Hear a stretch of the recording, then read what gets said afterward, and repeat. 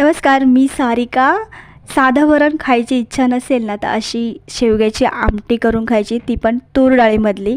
अतिशय छान लागते. तूर डाळ स्वच्छ धुवून घ्यायची आणि त्याच्यामध्ये आपल्याला कुकरच्या भांड्यामध्ये घालून घ्यायचं आहे आणि हळद मीठ घालून चांगलं आपल्या 3 शिट्ट्या करून घ्यायच्या.